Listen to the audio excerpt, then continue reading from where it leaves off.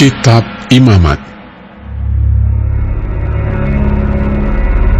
Tuhan memanggil Musa dan berfirman kepadanya dari dalam kemah pertemuan. Berbicaralah kepada orang Israel dan katakan kepada mereka, apabila seseorang di antaramu hendak mempersembahkan persembahan kepada Tuhan, haruslah persembahanmu yang kamu persembahkan itu dari ternak, yakni dari lembu sapi atau dari kambing domba. Jikalau persembahannya merupakan korban bakaran dari lembu, haruslah ia mempersembahkan seekor jantan yang tidak bercela. Ia harus membawanya ke pintu kemah pertemuan, supaya Tuhan berkenan akan dia. Lalu ia harus meletakkan tangannya ke atas kepala korban bakaran itu, sehingga baginya persembahan itu diperkenan untuk mengadakan pendamaian baginya. Kemudian haruslah ia menyembelih lembu itu di hadapan Tuhan, dan anak-anak Harun, imam-imam itu, harus mempersembahkan darah lembu itu dan menyiramkannya pada sekeliling mezbah yang di depan pintu kemah pertemuan. Kemudian haruslah ia menguliti korban bakaran itu dan memotong-motongnya menurut bagian-bagian tertentu. Anak-anak Imam Harun haruslah menaruh api di atas mezbah dan menyusun kayu di atas api itu. Dan mereka harus mengatur potongan-potongan korban itu dan kepala serta lemaknya di atas kayu yang sedang menyala di atas mezbah. Tetapi isi perutnya dan betisnya haruslah dibasuh dengan air, dan seluruhnya itu harus dibakar oleh imam di atas mezbah sebagai korban bakaran, sebagai korban api-apian yang baunya menyenangkan bagi Tuhan. Jikalau persembahannya untuk korban bakaran adalah dari kambing domba, baik dari domba maupun dari kambing, haruslah ia mempersembahkan seekor jantan yang tidak bercela. Haruslah ia menyembelihnya pada sisi mezbah sebelah utara di hadapan Tuhan. Lalu haruslah anak-anak Harun, imam-imam itu, menyiramkan darahnya pada mezbah sekelilingnya. Kemudian haruslah ia memotong-motongnya menurut bagian-bagian tertentu, dan bersama-sama kepalanya dan lemaknya diaturlah semuanya itu oleh imam di atas kayu yang sedang menyala di atas mezbah. Isi perut dan betisnya haruslah dibasuhnya dengan air, dan seluruhnya itu haruslah dipersembahkan oleh imam dan dibakar di atas mezbah. Itulah korban bakaran, suatu korban api-apian yang baunya menyenangkan bagi Tuhan. Jikalau persembahannya kepada Tuhan merupakan korban bakaran dari burung, haruslah ia mempersembahkan korbannya itu dari burung tekukur atau dari anak burung merpati. Imam harus membawanya ke mezbah, lalu memulas kepalanya dan membakarnya di atas mezbah. Darahnya harus ditekan keluar pada dinding mezbah. Temboloknya serta dengan bulunya haruslah disisihkan dan dibuang ke samping mezbah sebelah timur ke tempat abu. Dan ia harus mencabik burung itu pada pangkal sayapnya, tetapi tidak sampai terpisah. Lalu imam harus membakarnya di atas mezbah.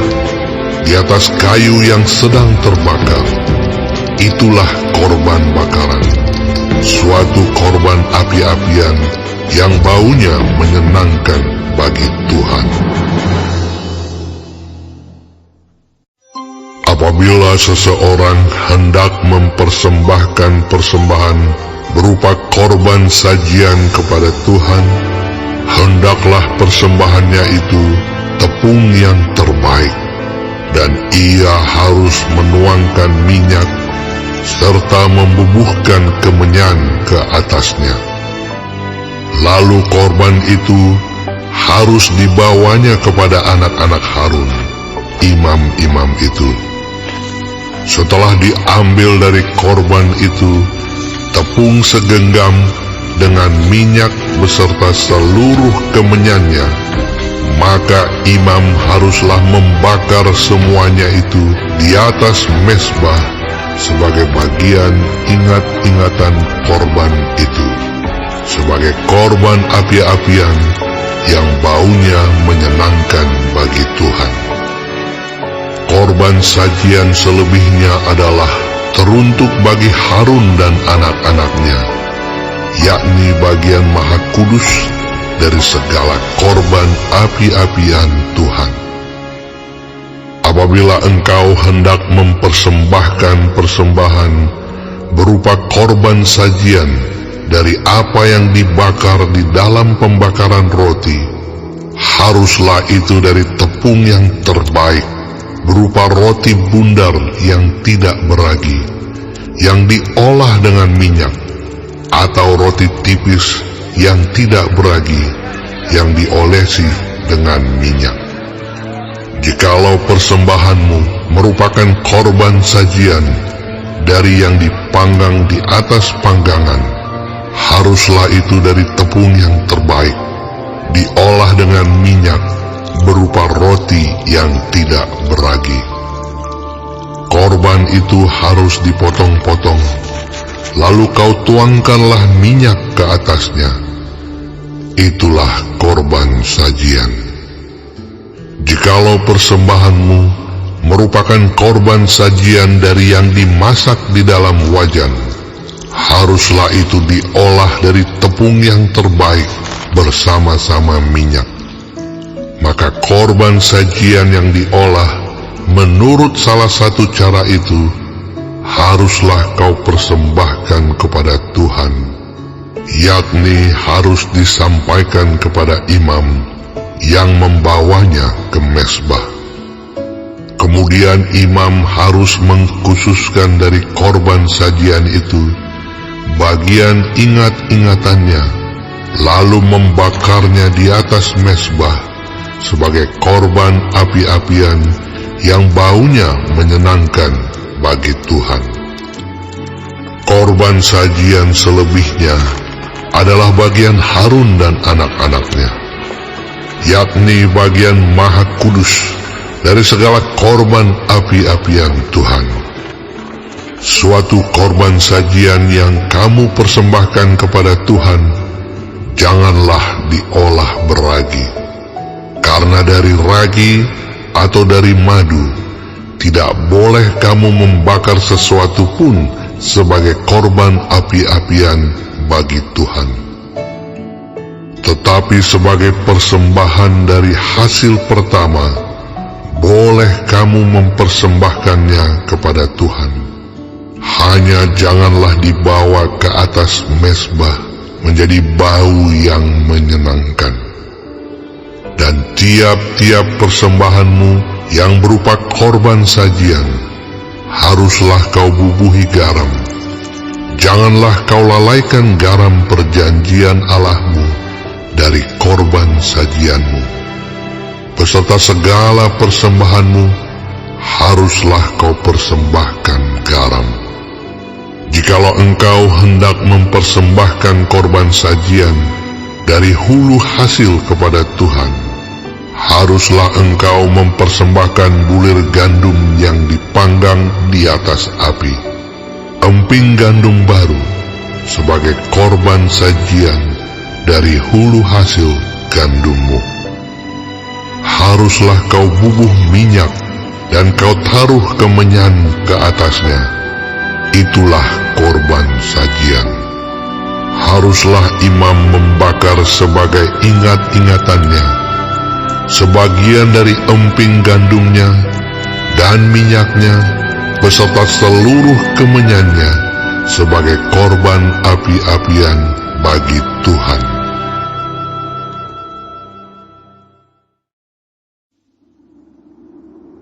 Jikalau persembahannya merupakan korban keselamatan, maka jikalau yang dipersembahkannya itu dari lembu, seekor jantan atau seekor betina, haruslah ia membawa yang tidak bercela ke hadapan Tuhan. Lalu ia harus meletakkan tangannya di atas kepala persembahannya itu dan menyembelihnya di depan pintu kemah pertemuan. Lalu anak-anak Harun, imam-imam itu, haruslah menyiramkan darahnya pada mezbah sekelilingnya. Kemudian dari korban keselamatan itu, ia harus mempersembahkan lemak yang menyelubungi isi perut, dan segala lemak yang melekat pada isi perut itu sebagai korban api-apian bagi Tuhan. Dan lagi kedua buah pinggang dan lemak yang melekat padanya, yang ada pada pinggang dan umbai hati yang harus dipisahkannya beserta buah pinggang itu. Anak-anak Harun harus membakarnya di atas mezbah, yakni di atas korban bakaran yang sedang dibakar di atas api, sebagai korban api-apian yang baunya menyenangkan bagi Tuhan. Jikalau persembahannya untuk korban keselamatan bagi Tuhan adalah dari kambing domba, seekor jantan atau seekor betina, haruslah ia mempersembahkan yang tidak bercela.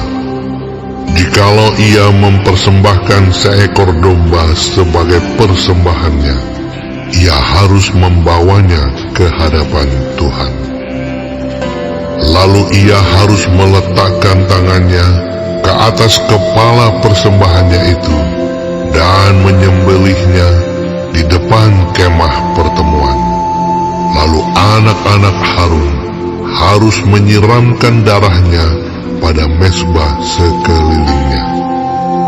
Kemudian dari korban keselamatan itu, ia harus mempersembahkan lemaknya sebagai korban api-apian bagi Tuhan, yakni segenap ekornya yang berlemak yang harus dipotong dekat pada tulang belakang, dan lemak yang menyelubungi isi perut, dan segala lemak yang melekat pada isi perut itu, dan lagi kedua buah pinggang dan lemak yang melekat padanya, yang ada pada pinggang, dan umbai hati yang harus dipisahkannya beserta buah pinggang itu.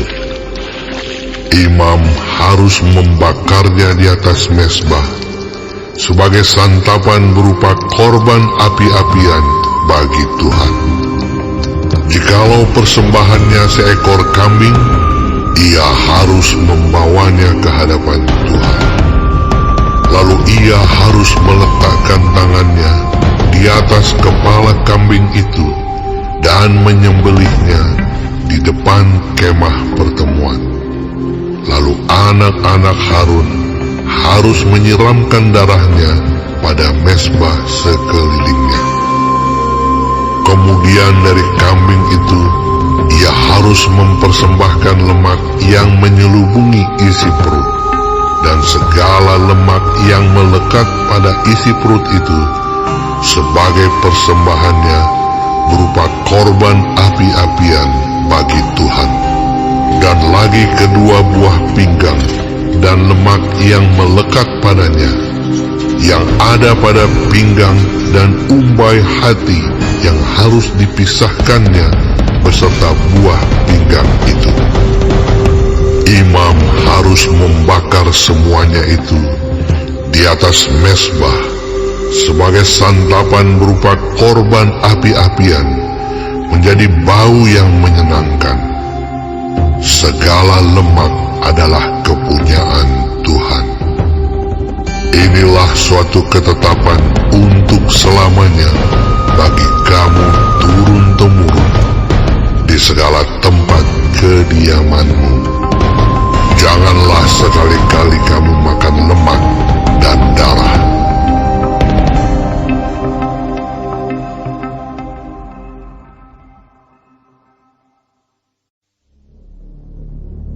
Tuhan berfirman kepada Musa, Katakanlah kepada orang Israel, apabila seseorang tidak dengan sengaja berbuat dosa dalam sesuatu hal yang dilarang Tuhan, dan ia memang melakukan salah satu daripadanya, maka jikalau yang berbuat dosa itu imam yang diurapi, sehingga bangsanya turut bersalah, haruslah ia mempersembahkan kepada Tuhan karena dosa yang telah diperbuatnya itu seekor lembu jantan muda yang tidak bercela sebagai korban penghapus dosa.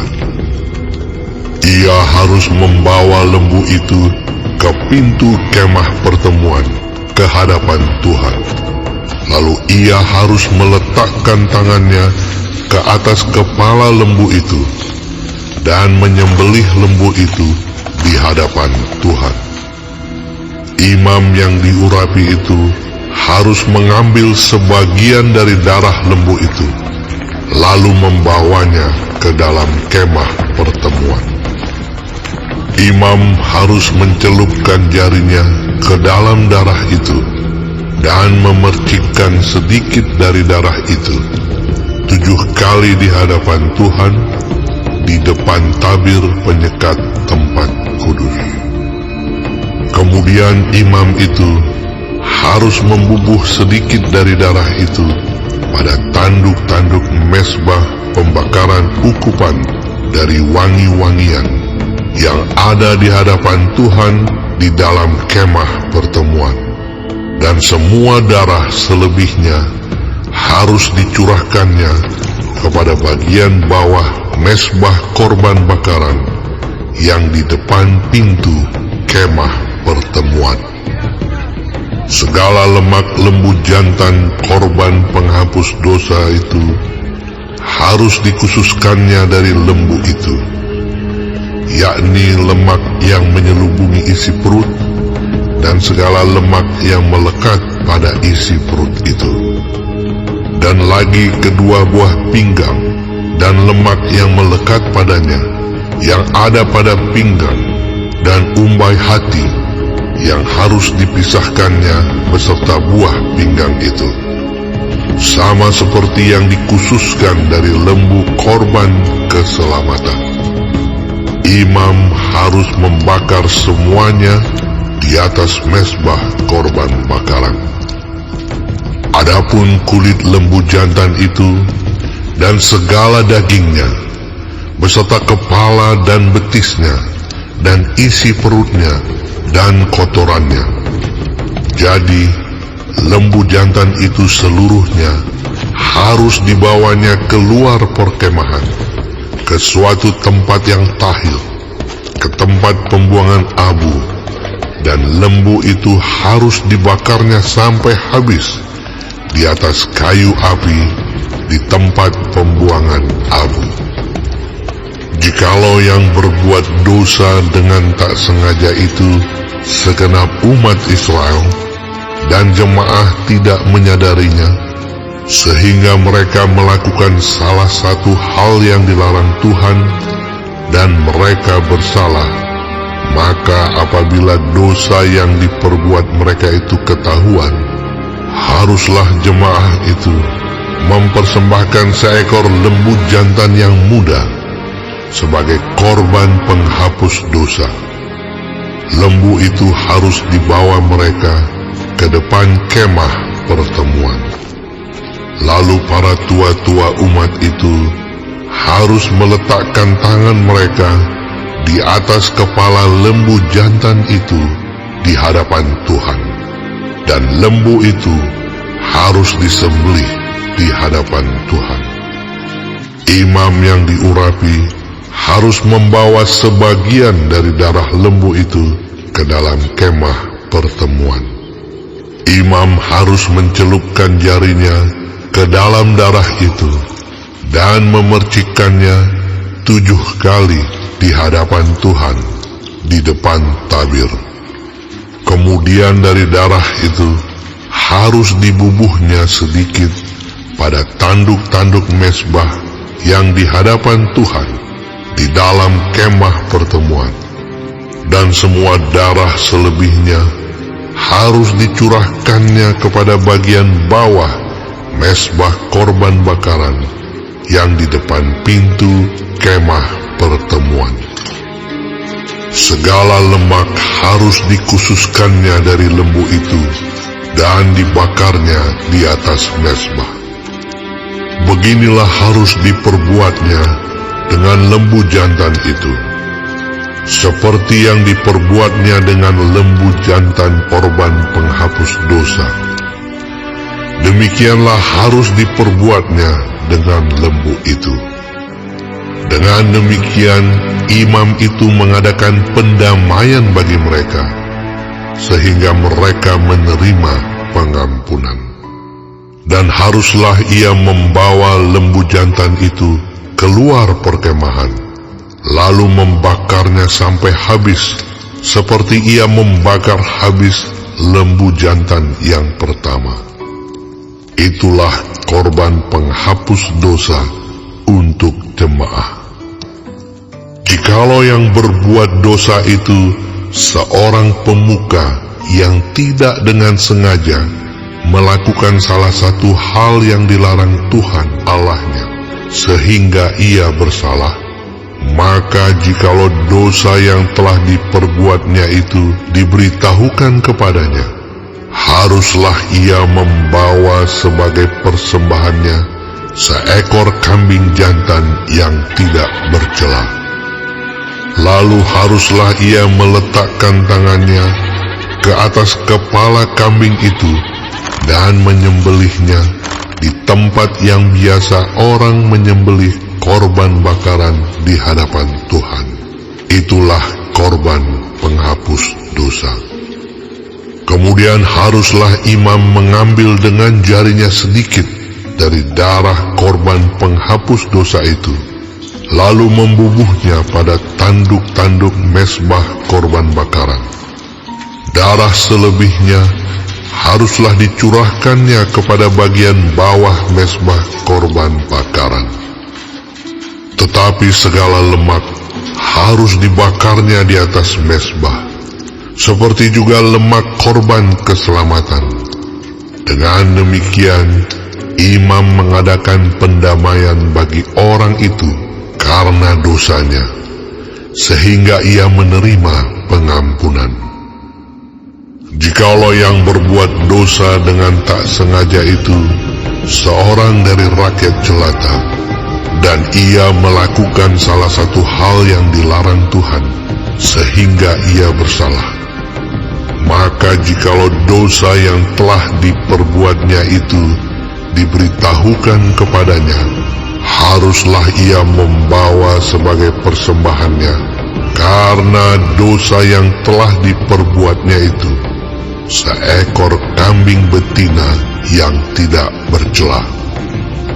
Lalu haruslah ia meletakkan tangannya ke atas kepala korban penghapus dosa dan menyembelih korban itu di tempat korban bakaran. Kemudian imam harus mengambil dengan jarinya sedikit dari darah korban itu, lalu membubuhnya pada tanduk-tanduk mezbah korban bakaran. Semua darah selebihnya haruslah dicurahkannya kepada bagian bawah mezbah. Tetapi segala lemak haruslah dipisahkannya, seperti juga lemak korban keselamatan dipisahkan. Lalu haruslah dibakar oleh imam di atas mezbah menjadi bau yang menyenangkan bagi Tuhan, Dengan demikian, imam mengadakan pendamaian bagi orang itu sehingga ia menerima pengampunan. Jika ia membawa seekor domba sebagai persembahannya menjadi korban penghapus dosa, haruslah ia membawa seekor betina yang tidak bercela. Lalu haruslah ia meletakkan tangannya ke atas kepala korban penghapus dosa itu dan menyembelihnya menjadi korban penghapus dosa di tempat yang biasa orang menyembelih korban bakaran. Kemudian imam harus mengambil dengan jarinya sedikit dari darah korban penghapus dosa itu, lalu membubuhnya pada tanduk-tanduk mezbah korban bakaran. Semua darah selebihnya haruslah dicurahkannya kepada bagian bawah mezbah. Tetapi segala lemak haruslah dipisahkannya, seperti juga lemak domba korban keselamatan dipisahkan. Lalu imam harus membakar semuanya itu di atas mezbah, di atas segala korban api-apian Tuhan. Dengan demikian, imam mengadakan pendamaian bagi orang itu karena dosa yang telah diperbuatnya, sehingga ia menerima pengampunan. Apabila seseorang berbuat dosa, yakni jika ia mendengar seorang mengutuki, dan ia dapat naik saksi karena ia melihat atau mengetahuinya, tetapi ia tidak mau memberi keterangan, maka ia harus menanggung kesalahannya sendiri. Atau bila seseorang kena kepada sesuatu yang najis, baik bangkai binatang liar yang najis, atau bangkai hewan yang najis, atau bangkai binatang yang mengeriap yang najis, tanpa menyadari hal itu, maka ia menjadi najis dan bersalah. Atau apabila ia kena kepada kenajisan berasal dari manusia, dengan kenajisan apapun juga ia menjadi najis, tanpa menyadari hal itu, tetapi kemudian ia mengetahuinya, maka ia bersalah. Atau apabila seseorang bersumpah teledor dengan bibirnya, hendak berbuat yang buruk atau yang baik, sumpah apapun juga yang diucapkan orang dengan teledor tanpa menyadari hal itu, tetapi kemudian ia mengetahuinya, maka ia bersalah dalam salah satu perkara itu.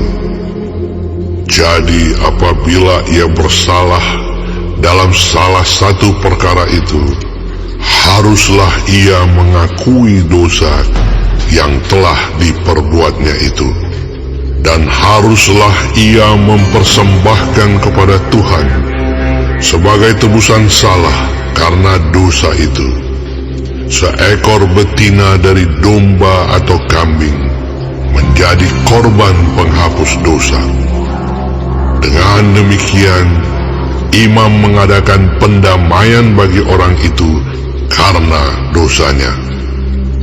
Tetapi jikalau ia tidak mampu untuk menyediakan kambing atau domba, maka sebagai tebusan salah karena dosa yang telah diperbuatnya itu, haruslah ia mempersembahkan kepada Tuhan 2 ekor burung tekukur atau 2 ekor anak burung merpati, yang seekor menjadi korban penghapus dosa dan yang seekor lagi menjadi korban bakaran.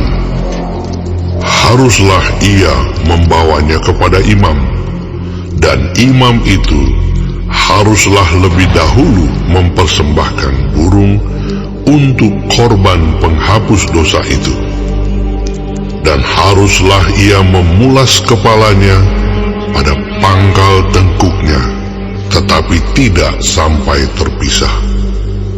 Sedikit dari darah korban penghapus dosa itu haruslah dipercikkannya ke dinding mezbah, tetapi darah selebihnya haruslah ditekan keluar pada bagian bawah mezbah.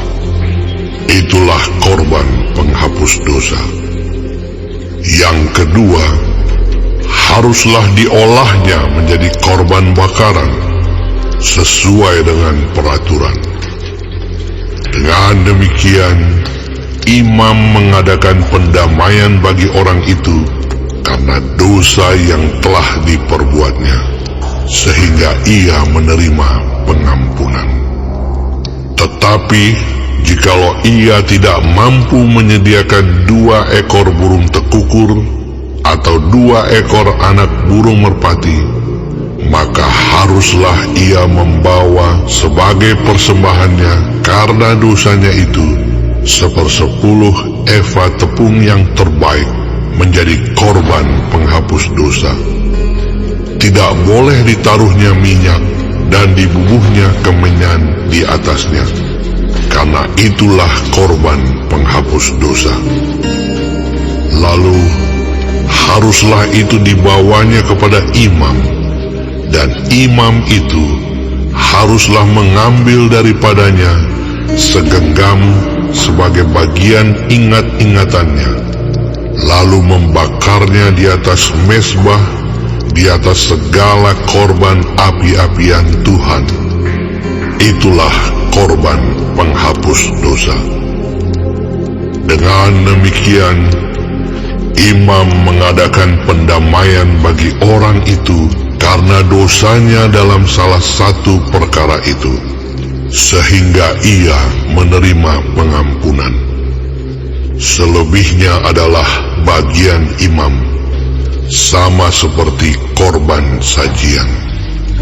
Tuhan berfirman kepada Musa, apabila seseorang berubah setia dan tidak sengaja berbuat dosa dalam sesuatu hal kudus yang dipersembahkan kepada Tuhan, maka haruslah ia mempersembahkan kepada Tuhan sebagai tebusan salahnya seekor domba jantan yang tidak bercela dari kambing domba, dinilai menurut sikal perak, yakni menurut sikal kudus, menjadi korban penebus salah.